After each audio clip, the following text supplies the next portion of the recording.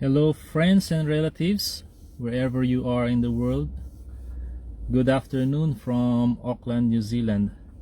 It is time for another Bible reading, and I'm going to read 5 chapters today from the book of Proverbs, specifically Proverbs chapters 25 to 29. Before I start reading, I want to greet my father a happy birthday today. He is celebrating his 76th birthday today. So, Tay, happy birthday to you. Enjoy your day. As usual, makikisalo na lang ako sa celebration in spirit. So, we start with chapter 25 of Proverbs, starting with verse 1. These also are proverbs of Solomon, which the men of Hezekiah king of Judah copied. It is the glory of God to conceal a matter, but the glory of kings is to search out a matter. As the heavens for height and the earth for depth, so the heart of kings is unsearchable. Take away the dross from silver, and it will go to the silversmith for jewelry. Take away the wicked from before the king, and his throne will be established in righteousness. Do not exalt yourself in the presence of the king, and do not stand in the place of the great. For it is better than that he say to you, Come up here, than that you should be put lower in the presence of the prince, whom your eyes have seen. Do not go hastily to court, for what will you do in the end when your neighbor has put you to shame? Debate your case with your neighbor, and do not disclose the secret to another, lest he hears it expose your shame, and your reputation be ruined. A word fitly spoken is like apples of gold in settings of silver, like an earring of gold and an ornament of fine gold is a wise rebuker to an obedient ear. Like the cold of snow in time of harvest is a faithful messenger to those who send him, for he refreshes the soul of his masters. Whoever falsely boasts of giving is like clouds and wind without rain. By long forbearance a ruler is persuaded, and a gentle tongue breaks a bone. Have you found honey? Eat only as much as you need, lest you will be filled with it and vomit. Seldom set foot in your neighbor's house, lest he become weary of you and hate you. A man who bears false witness against his neighbor is like a club, a sword, and a sharp arrow. Confidence in an unfaithful man in time of trouble is like a bad tooth and a foot out of joint. Like one who takes away a garment in cold winter, and like vinegar on soda, is one who sings songs to a heavy heart. If your enemy is hungry, give him bread to eat, and if he is thirsty, give him water to drink. For so you will heap coals of fire on his head, and the Lord will reward you. The north wind brings forth rain, and a backbiting tongue, an angry countenance. It is better to dwell in a corner of a housetop than in a house shared with a contentious woman. As cold water to a weary soul, so is good news from a far country. A righteous man who falters before the wicked is like a murky spring and a polluted well. It is not good to eat much honey, so to seek one's own glory is not glory. Whoever has no rule over his own spirit is like a city broken down without walls. So we carry on with chapter 26. I start now with verse 1. As snow in summer and rain in harvest, so honor is not fitting for a fool. Like a fleeting sparrow, like a flying swallow, so a curse without cause shall not alight. A whip for the horse, a bridle for the donkey, and a rod for the fool's back. Do not answer a fool according to his folly, lest you also be like him. Answer a fool according to his folly, lest he be wise in his own eyes. He who sends a message by the hand of a fool cuts off his own feet and drinks violence. Like the legs of the lame that hang limp is a proverb in the mouth of fools. Like one who binds a stone in a sling is he who gives honor to a fool. Like a thorn that goes into the hand of a drunkard is a proverb in the mouth of fools. The great God who formed everything gives the fool his hire, and the transgressor his wages. As a dog returns to his own vomit, so a fool repeats his folly. Do you see a man wise in his own eyes? There is more hope for a fool than for him. The lazy man says, "There is a lion in the road. A fierce lion is in the streets." As a door turns on its hinges, so does the lazy man on his bed. The lazy man who buries his hand in the bowl, it wearies him to bring it back to his mouth. The lazy man is wiser in his own eyes than 7 men who can answer sensibly. He who passes by and meddles in a quarrel not of his own is like one who takes a dog by the ears. Like a madman who throws firebrands, arrows, and death is the man who deceives his neighbor and says, "I was only joking." Where there is no wood, the fire goes out, and where there is no talebearer, strife ceases. As charcoal is to burning coals, and wood to fire, so is a contentious man to kindle strife. The words of a talebearer are like tasty trifles, and they go down into the inmost body. Fervent lips with a wicked heart are like earthenware covered with silver dross. He who hates disguises it with his lips, and lays up deceit within himself. When he speaks kindly, do not believe him, for there are 7 abominations in his heart. Though his hatred is covered by deceit, his wickedness will be revealed before the assembly.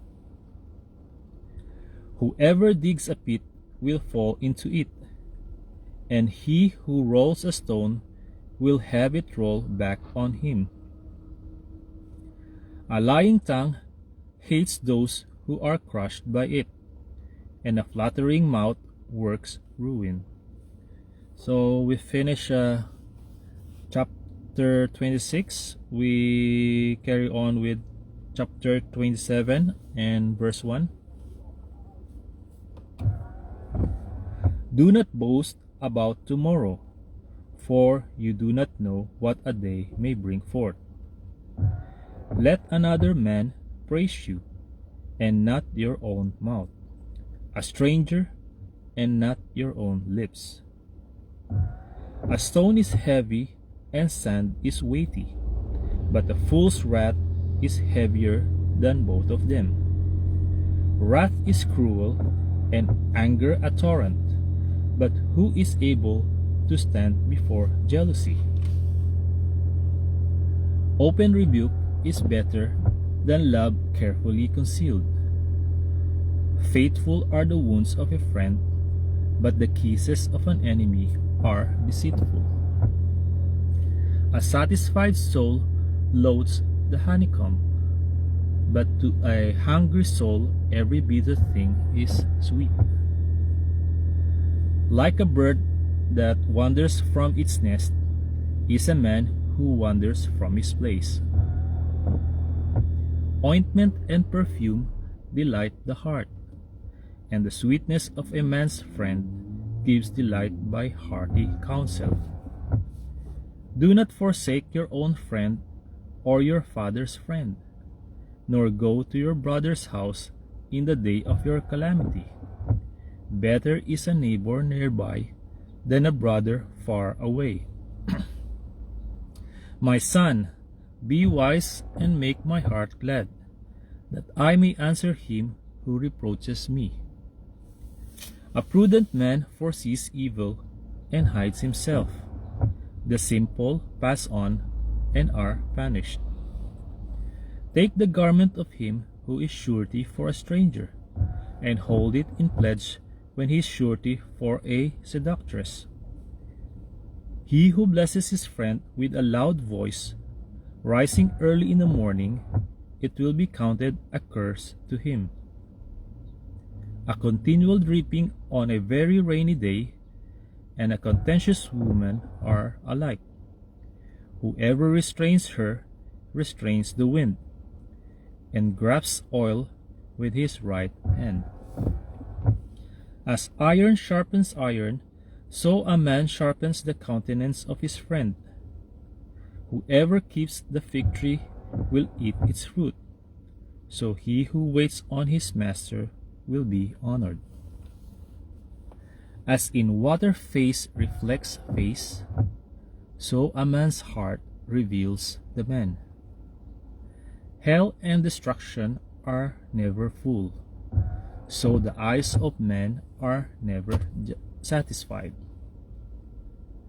The refining pot is for silver, and the furnace for gold, and a man is valued by what others say of him. Though you grind a fool in a mortar with a pestle along with the crushed grain, yet his foolishness will not depart from him. Be diligent to know the state of your flocks, and attend to your herds, for riches are not forever, nor does a crown endure to all generations. When the hay is removed, and the tender grass shows itself, and the herbs of the mountains are gathered in, the lambs will provide your clothing, and the goats the price of a field. You shall have enough goat's milk for your food, for the food of your household, and the nourishment of your maid servants. So we finish chapter 27. We go now to chapter 28, starting on verse 1. The wicked flee when no one pursues, but the righteous are bold as a lion. Because of the transgression of a land, many are its princes. But by a man of understanding and knowledge, right will be prolonged. A poor man who oppresses the poor is like a driving rain which leaves no food. Those who forsake the law praise the wicked, but such as keep the law content with them. Evil men do not understand justice, but those who seek the Lord understand all. Better is the poor who walks in his integrity than one perverse in his ways, though he be rich.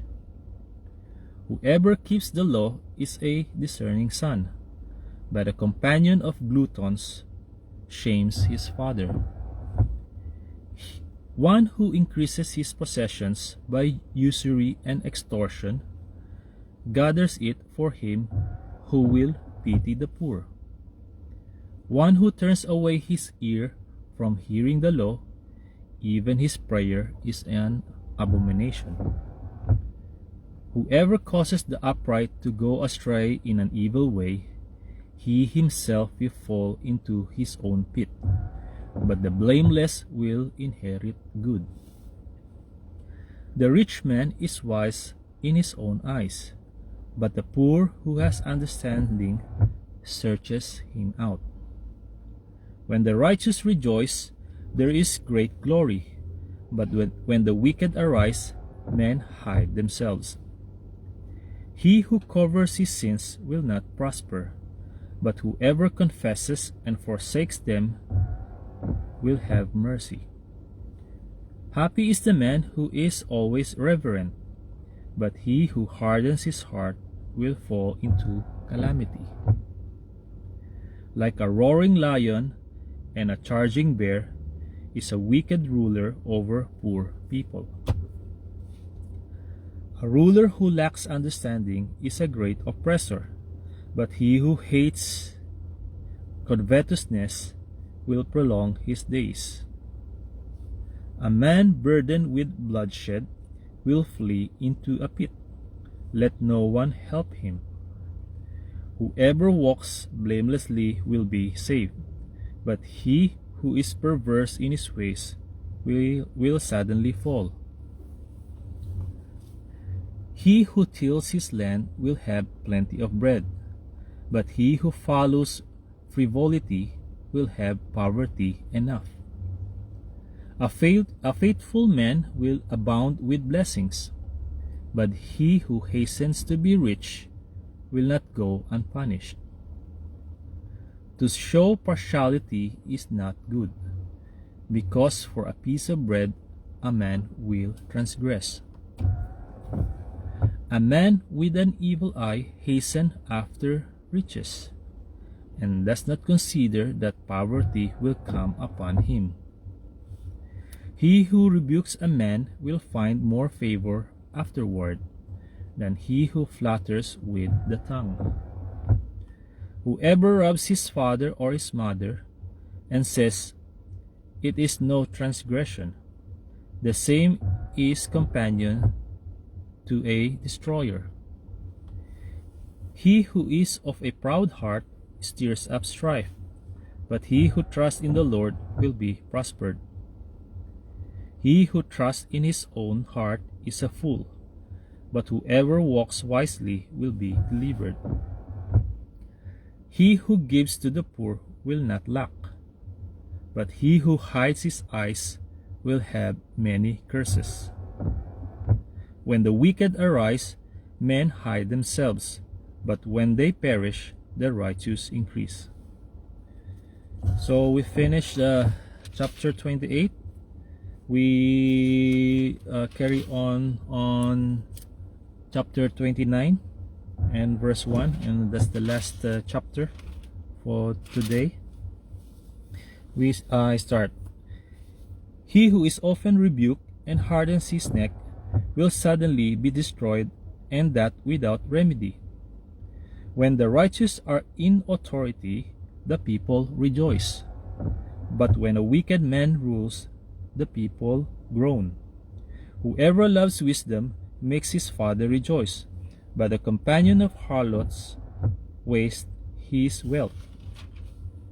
The king establishes the land by justice, but he who receives bribes overthrows it. A man who flatters his neighbor spreads a net for his feet. By transgression an evil man is snared, but the righteous sings and rejoices. The righteous considers the cause of the poor, but the wicked does not understand such knowledge. Scoffers set a city aflame, but wise men turn away wrath. If a wise man contends with a foolish man, whether the fool rages or laughs, there is no peace. The bloodthirsty hate the blameless, but the upright seek his well-being. A fool vents all his feelings, but a wise man holds them back. If a ruler pays attention to lies, all his servants become wicked. The poor man and the oppressor have this in common: the Lord gives light to the eyes of both. The king who judges the poor with truth, his throne will be established forever. The rod and rebuke give wisdom, but the child left to himself brings shame to his mother. When the wicked are multiplied, transgression increases, but the righteous will see their fall. Correct your son, and he will give you rest. Yes, he will give delight to your soul. Where there is no revelation, the people cast off restraint, but happy is he who keeps the law. A servant will not be corrected by mere words, for though he understands, he will not respond. Do you see a man hasty in his words? There is more hope for a fool than for him. He who pampers his servant from childhood will have him as a son in the end. An angry man stirs up strife, and a furious man abounds in transgression. A man's pride will bring him low, but the humble in spirit will retain honor. Whoever is a partner with a thief hates his own life. He who swears to tell the truth but reveals nothing. The fear of man brings a snare, but whoever trusts in the Lord shall be safe. Many seek the ruler's favor, but justice for man comes from the Lord. An unjust man is an abomination to the righteous, and he who is upright in the way is an abomination to the wicked. Okay, friends and relatives, that's all for now. To God be the glory, honor, and praise. See you on my next Bible reading. Bye-bye.